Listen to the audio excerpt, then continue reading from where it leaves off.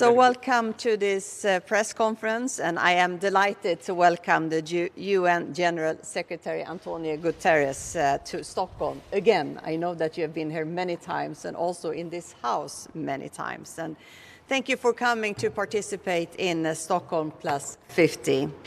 It is a great honor to receive you on this important occasion. And Sweden has a long-standing and broad and deep commitment to the United Nations. We are a strong advocate for multilateral cooperation, human rights, and international law. And we're also a large donor of development assistance. All of this will continue because global challenges, they require cooperation with the United Nations as a cornerstone. And the challenges we have are many and urgent. The climate crisis, the COVID-19 pandemic, threats to democracy and human rights, and Russia's aggression against Ukraine and its devastating effects. So the UN is more relevant than ever as we respond to these global emergencies and challenges. And today we have discussed Russia's brutal aggression against Ukraine and the security situation in Europe. We also discussed the devastating humanitarian situation in Ukraine, and the UN plays an important role in peace and security and in supporting humanitarian efforts. And Sweden will continue to pressure on Russia and to be a strong supporter of Ukraine. Russia's invasion is an unjustified and clear violation of international law. And we are witnessing shocking brutality and attacks against civilians and civilian infrastructure. And Russia must be held accountable for its action. And I'm grateful for the Secretary General's clear stance on this. We have also discussed climate change and the need to speed up green transition, and Sweden is at the forefront here. What we see in Sweden right now is a green industrial revolution, which in turn is creating thousands of new jobs through investments in battery factories, green mining, and fossil-free steel production. And I think we need to be better at showcasing that emissions reductions can go hand in hand with economic growth, jobs, and prosperity for our citizens. Tomorrow, the world is gathering here in Stockholm. It is a historic moment. 50 years ago, Sweden's then Prime Minister Olof Palme made climate and environmental issues world policy. And the 1972 UN Stockholm Conference led to the birth of a global responsibility for climate, for the environment, and sustainability. And it was also the birth of the UN Environment Programme and global agendas such as the Paris Agreement. And by the end of this week, we hope to make history again. The time for action is now. And governments, the private sector, civilian society, and the youth movement have all gathered here in Stockholm to find ways to speed up the green transition. And we are all important actors in this endeavor. And Sweden is hosting the Stockholm Plus 50 in cooperation with Kenya and the United Nations. And its outcome will be an important part of the continued global efforts to reduce emissions, halt biodiversity loss, and stop ocean pollution.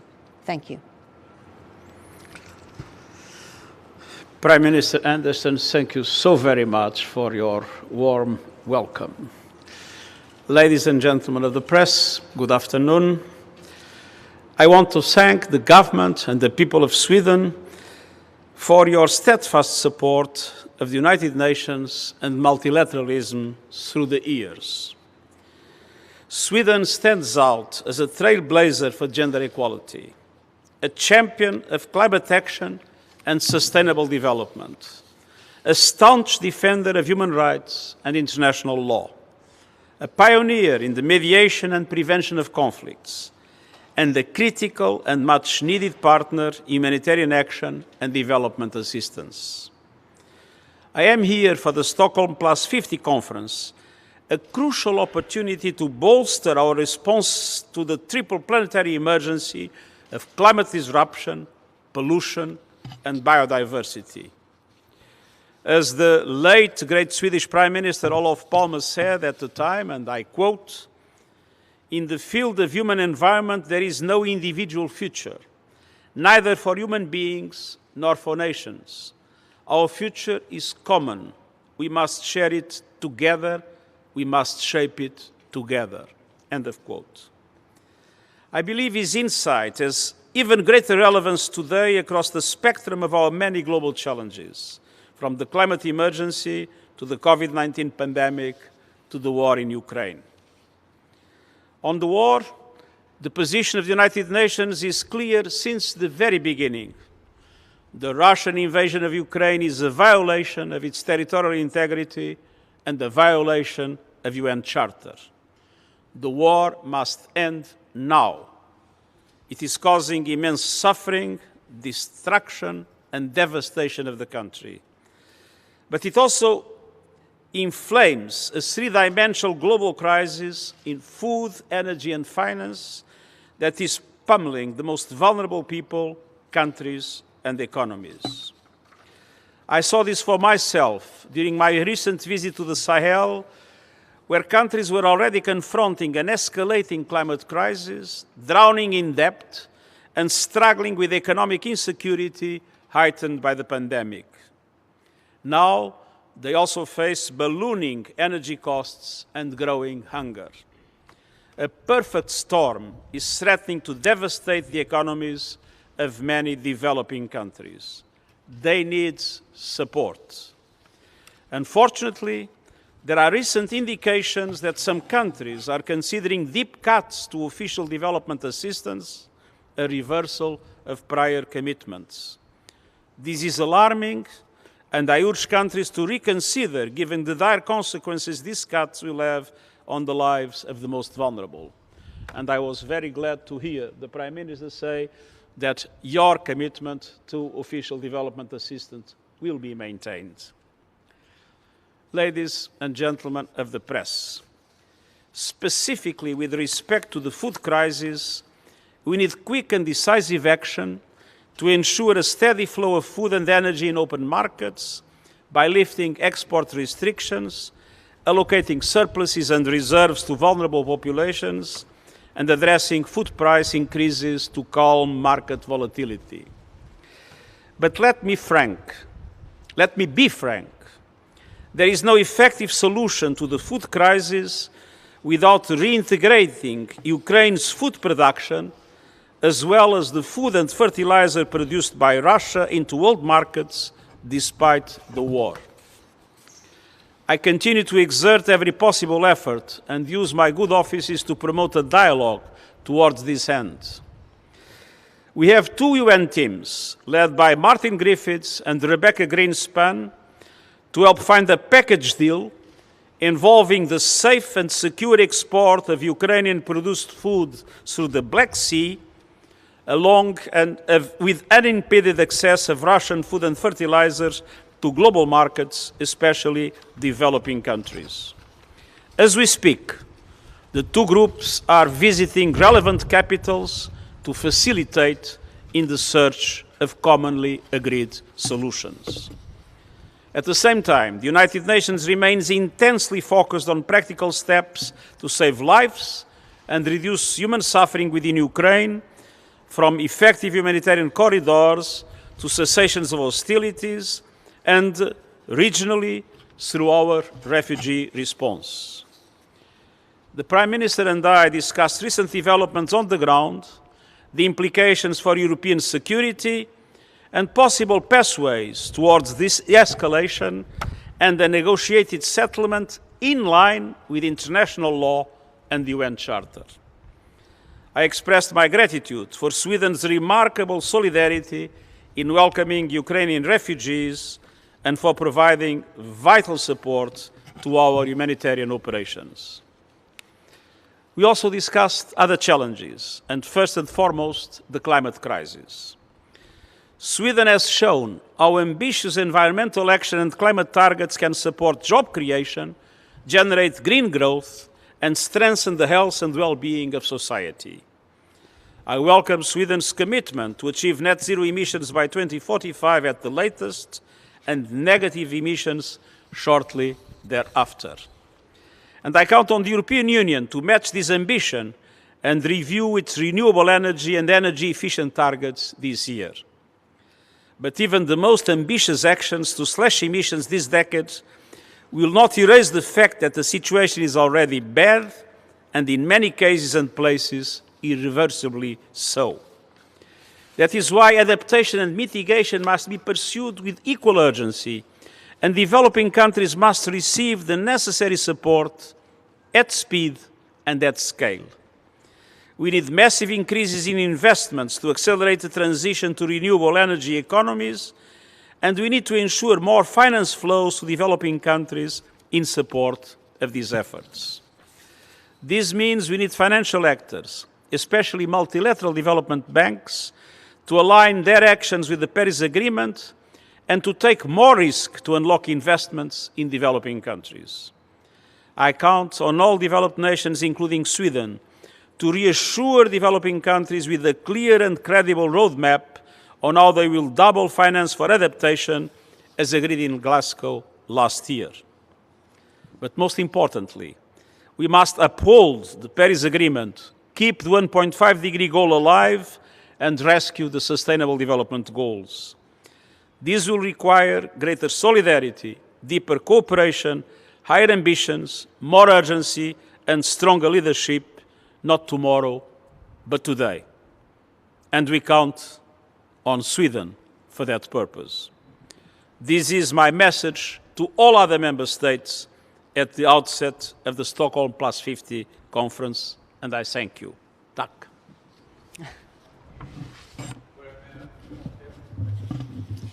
Thank you very much. Carl Ritter from the Associated Press. First question for the Secretary General regarding High Commissioner Bachelet's trip to China. What specifically, concretely, has been achieved through that trip? And do you feel that she's been able to get to do an independent, complete assessment of the human rights situation in China, particularly in Xinjiang? And will you support, or do you plan to ask her to serve as a second term as High Commissioner? And for the Prime Minister, I'm wondering if there's an update on the talks with Turkey regarding NATO membership. Turkey has presented a specific list of demands now, including Sweden's relations with the IPG, extraditions of people living in Sweden, and the Swedish weapons embargo on Turkey. Is Sweden willing and able to meet any of those demands, and if so, which? Thank you. Well, I don't think this visit was an investigation visit, and it is obvious that in this visit it was impossible to have a clear picture of everything that is going on. But this visit was an opportunity to say very important things and to convey very important messages on the absolute need to respect human rights, and especially human rights in minorities, and namely in Xinjiang, to the Chinese authorities. And that, I think, is very important, especially doing that in China. And I have, of course, full confidence in the High Commissioner. We have had discussions with and dialogue with Turkey, and this dialogue will continue going forward. And I'm looking forward to further constructive meetings together with Turkey in the near future. But our responses to demands and also questions from Turkey, we will take directly with Turkey, and also, of course, sort out any issues or misunderstandings that there might be. Andreas Öbrink, Swedish Television. A question both to Mrs. Andersson and to Mr. Guterres. In what way is the war in Ukraine affecting this meeting and the talks you plan to have this meeting on climate change and environmental issues? And in what way is the war affecting the general fight on these topics? Is it getting harder to fight climate change now? Well, obviously, when we have a dramatic situation with the dimension of this war that has no comparison with any other conflict in the last decades, there is inevitably a diversion of attention in relation to many other issues. And the sense of urgency in the debate on climate has, of course, suffered with the war in Ukraine. But I think this war has demonstrated one thing: how fragile is the world in its dependence to fossil fuels. And just look at the recent discussions that we have witnessed in the European Union. So it's time to learn the lesson. If we do not want again to be in the same situation we are today, we need to make a clear bet: massive investment in renewable energy and clear understanding that the dependence on fossil fuels is a suicidal one. I mean, what we have seen during the last years is that there are a number of crises in the world. We have the Russian aggressions in Ukraine. Before that, we had the pandemic, and ongoing and not waiting is the climate crisis. And of course, we have to be able to handle all these crises at the same time. And I think also we should learn the lessons, take away the lessons we've learned, for instance, during the pandemic, when the world came together to develop a vaccine and also helped each other to produce a vaccine, are helping each other to distribute the vaccine. More could be done in that area. But when we come together, work together, we can achieve fantastic things together. That's the lesson we should bring with us now when we are discussing climate change and the climate crisis. We have to work closer together, but we can achieve fantastic things. And here, of course, the experience we have in Sweden right now, seeing how climate change actually, or climate transition actually create new jobs. That's something gives hope for the future that we want to show the world. Thank you. Niklas Svan from TT News Agency in Sweden. I would like to ask the Secretary General, the UN played an important role in the negotiations of people of Azovstal in the steelwork to get them out. Will the UN also play a role in getting them out of Russia? And secondly, getting people who fled from Azovstal out of Russia, will the UN play a role in those negotiations? And secondly, if I may, you talked about the food situation. Russia's President Vladimir Putin, he told French President Macron that Russia is ready to help to find options to get export of grain from the Black Sea out. What is the UN doing, and are you happy with the results that has been made? First, in relation to the first question, the UN was directly involved, and to a certain extent, I believe I was in the origin of that operation, in the evacuation of civilians from Azovstal.